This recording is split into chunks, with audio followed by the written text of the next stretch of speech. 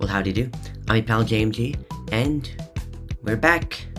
Yay! I'm so tired. Well, the final FNAF Movie 2 trailer released, along with a bunch of other teasers, TV spots, posters, clips, merchandise, popcorn box, so much stuff is released. And the movie comes out next week, but with all this new news and stuff releasing for the movie, I have thoughts. Lots of thoughts. And they are big ones. So big that I think I can confidently tell you the general plot of the film, the main antagonist, and the big third act plot twist. So strap in, prepare your pitchforks because some people may not like these theories. Pull up your FNAF wiki and your FNAF lore books because this will contain some rather obscure faces. But first, how does the new content affect the theories I made in the previous video, which you should totally go watch if you haven't already?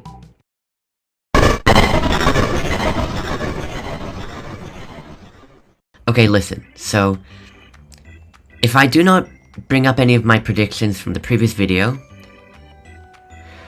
which you should totally go watch if you haven't already, then that means either I forgot to mention it because I'm an idiot, which is completely possible, or I still believe in that theory. So most of my new thoughts pertain to the puppet. Number 1, the puppet isn't inducing Vanessa's nightmares. So in the previous video, which you should totally go watch if you haven't already, I claimed that Vanessa's nightmares and flashbacks, which by the way, it is confirmed that she's having nightmares in the new trailer anyway. I claimed that these nightmares were induced by the puppet, but I no longer think that. I now think that Vanessa is in fact using dream theory. Yay, more sleeping! Yay. Didn't have enough of that in the previous movie. You can get Vanessa talking about her brother named, I don't know, Cucumber every 5 goddamn minutes. Sorry, let me elaborate. In the first movie, Mike was using dream theory, where he placed objects and sounds he placed objects and sounds around him while he was sleeping to make his mind, give him a dream about a specific event. Because as the Dream Theory book he was reading stated, you store everything that happened to you in the back of your mind, even if you can't remember, it's still in there somewhere. So he replicated the night of his brother's kidnapping, and he replayed it in his mind every night to try and find some little detail that could tell him who took his brother Garrett. And, it obviously turned out to be William Afton, as we all know. As you should know if you're watching this. And what do we see in the new trailer? Vanessa playing sounds like the static TV, and placing objects from her childhood, like Garrett's plane, which was given to her by William, who's her father. I do also think that all these objects she's placing around, quick side tangent, all these objects she's placing around her apartment or house or whatever, I do think they are memorabilia from all the missing kids. They are items, like Garrett's plane. They're items that belong to the missing kids that William gave to Vanessa. She's using dream theory. She's replaying these nightmares and these events of her father in her head, and as Mike states, we're never going to be able to move forward until you deal with some of the mess you left in your head. When she says he left in your head, I don't think I need to explain this further. Clearly, Vanessa is using dream theory to remember her father and to confront her demons to move forwards. Oh, but JMG, what about the puppet? Are they just not involved? They're probably not asking. And to that, I say, in a second! I was getting to that! Let me talk about more what happens in Mike's dreams in the first movie. As Mike dreams about Garrett,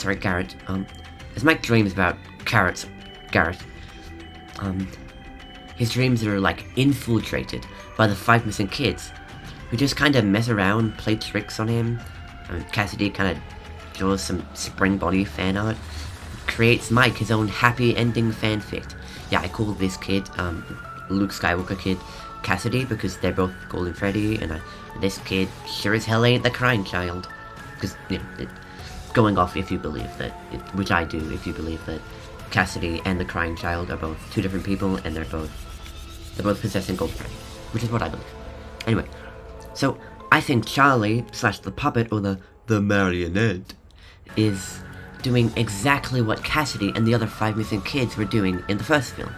Not inducing the dreams like I said in the first video. Wait, you should totally go watch it. Okay, I'll stop. But to show Vanessa whatever Charlie wants her to see, because she has some power over the dreams, if clearly good old Cassie did. Number 2. The puppet is not the main antagonist, and it's still not William either. Okay, so, yeah, I was very confident in saying that the puppet is the main antagonist of the film, and I'm still pretty sure that they will be very important to the film, like a central figure to the film. But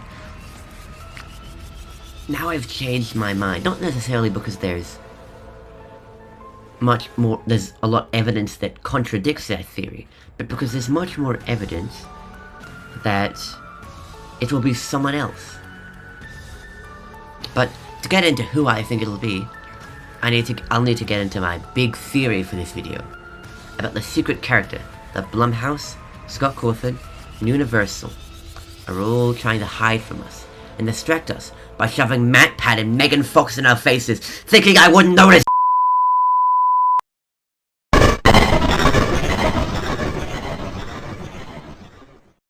Sammy Emily, a character introduced in the FNAF Silver Eyes novel trilogy, is Henry Emily's son and Charlie's twin brother.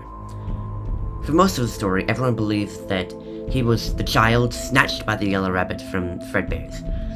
But the fourth claudette flips the script. It was actually Charlie who was taken and killed, and Sammy was never the victim at all. Yeah, explaining how that all works would get way too messy, having to explain robot people and... No, not you, Gregory, you get out of here. I'm not talking about you when I say robot people. Get out of here. Not talking about you, get out. After the tragedy, Henry's marriage collapsed, Sammy's mother, and Mrs. Emily, left Henry, taking Sammy with her. And he vanishes from the narrative, alive, but off screen. And as far as the books go, that's kind of it. He's never really seen, just spoken of. Never really does anything in the plot except be part of Charlie's motive. But just keep this kid in mind for a bit. You'll see why eventually. Before I get into the theory more, I just need to establish that for this theory, just acknowledge that I am 99% sure that Skeet Ulrich is Henry, Audrey LeMarie is Charlie, and Freddy Carter is Jeremy Fitzgerald. Yes, good old Jeremy is important to the theory. So when I refer to Henry, Charlie, and Jeremy, I'm talking to those 3 actors' characters, whoever they're playing. I'm pretty sure it's those characters, but just if it turns out I'm wrong, just, you know, and if you don't believe that those are who those people are playing, just for this theory, know that that is what I'm referring to. In the trailer for FNAF 2, we see a young boy in a Freddy's pizzeria looking up at the Yellow Rabbit through a glass window of a door. Quickly take a look at the wallpaper of this pizzeria, right? Now take a look at the wallpaper of this pizzeria. We see Charlie in a release photo. Got it? Right. So this scene with the rabbit are in the same location. Remember that for a minute. Later in the trailer, we see Charlie on the stage scream in front of some bright red curtains. Now, we've seen previous shots of this, but they conveniently cropped out her lower half, which they now reveal to us in the newest trailer. She is carrying in her arms that same boy who is with the Yellow Rabbit. Look at it. Same hair, same clothes, same... She's holding that boy who is with the rabbit in her arms. She screams and collapses to her knees. And from what I've seen, most of the fandom's interpretation of this scene is that the rabbit was obviously trying to kidnap or kill the boy, and through some shenanigans, Charlie saved the boy, and after being chased by William in these shots, Charlie made it out of the backstage and onto the stage. Now, whether Charlie collapsed here from exhaustion or from some injury that the rat maybe... because Afton will kill Charlie. I'm like 99% sure of that, because she needs to become the puppet. Unless they're flipping the script on us and making the puppet someone else. But she has to die to become the puppet. And this is... There's a good chance that she might have already been attacked, and she's just holding on, forcing her way through, using just her will to carry the boy, and she might have already be dying, already been attacked or stabbed by the rabbit. But she also just could be collapsing from exhaustion or something.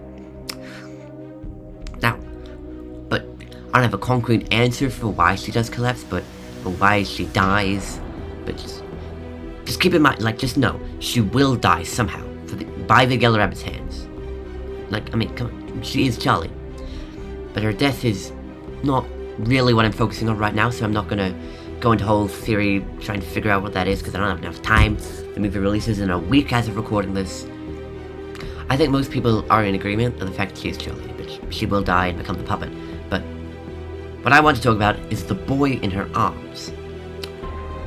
A young boy around Freddy Fazbear's location, who seems close with Charlie, who has some connection with Charlie, and is seemingly going to be killed by the Yellow Rabbit.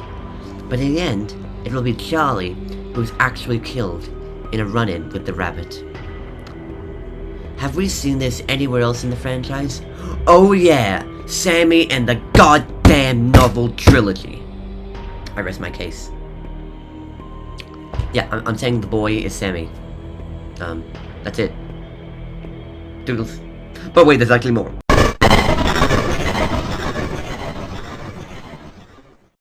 In small parts of the trailers, and a leaked scene which I can't show any footage from, but it's out there if you want to look for it, we meet the Night Guard at the FNAF 2 location, who, like I mentioned earlier, I will be calling Jeremy Fitzgerald since he's the location's Night Guard in the game. So, he's a Night Guard here, from what we see of him, and he's the one guiding McKenna Grace and her group of paranormal investigators through Freddy's. Basically, doing what Vanessa did in the first movie, War Dumps. But me and other members of the community were all quick to point out that in the casting call it's like 100%, they just said, be evil. Like, this guy has Jim Carrey level crazy eyebrows. He is so evil just by looking at him. In fact, he's so evil, I think he will be the main antagonist. Okay, I know that's a big claim. I haven't made any of those during this video. So, as far as I can tell, the main conflict of the movie, as far as Mike's story goes, since he is the main character, we see the toy animatronics let loose and wandering around their town, killing random people. And what human character do we hear involved with this, other than Mike and Abby, but it's blah blah blah. Half of this town will be dead by morning. To me, it sounds like good old Freddy Carter, Jeremy Fitzgerald.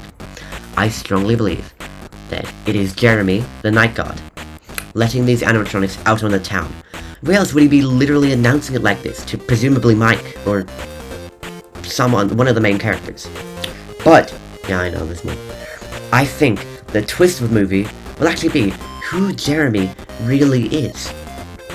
So because of how evil he is and suspicious he is, if he really is the main antagonist, like I think he will be, then everyone knows this guy has to be someone we know from elsewhere in the franchise, or from previously in the movies. I don't think he's anyone we've seen in the movies already, but, like, I don't think he's like Garrett or something. He could be. No, he's not Garrett, This guy, there has to be someone we know elsewhere in the franchise. And, you know, people toss around different names, with the main one being Michael Afton. No, he's not Michael Afton. I don't think he's Michael Afton. Just no. I mean, he could be, just like I explained in my previous video with the narrative movie problems of having the Withers and the OG animatronics not be the same ones. It would just be weird to have Michael Afton and Mike Schmidt, especially since they are commonly believed to be the same guy. Like, have them both as separate characters in the same... It would just get really messy. But... sorry, I don't think Michael Afton did. Yes, it could be him. There is a chance it could be Michael Afton. I know the movies differ from the games. Not all the lore is the same, but if I'm being honest, I wouldn't be happy about it. As much as I love Michael Afton as much as the next guy, as much as the next FNAF fan, but really, like, kind of as a writer, I would not want him to be included as... So as much as I can't necessarily disapprove him being Michael Afton, I feel like I can show you a better case for another character.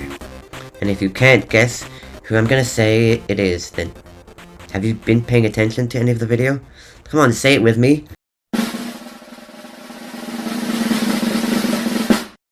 Mento! I'm just joking, come on, it's Sammy. Now, this plot twist will probably be a lot like Steve Wranglin, Matthew Lillard's character, turning out to be William Afton in the first film. So, like, obviously, for FNAF fans, we all knew that. Scott announced it to us that Matthew Lillard was playing William Afton. So when we saw him playing Steve Raglan, we put the dots to figured he was just pulling a Dave Miller and using a fake identity.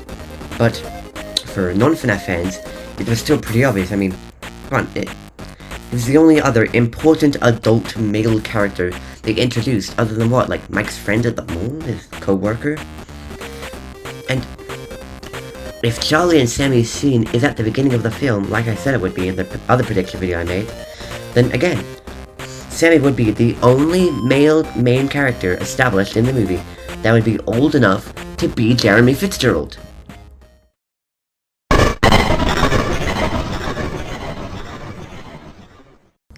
As for his motive, well, I couldn't really land on something I felt happy with.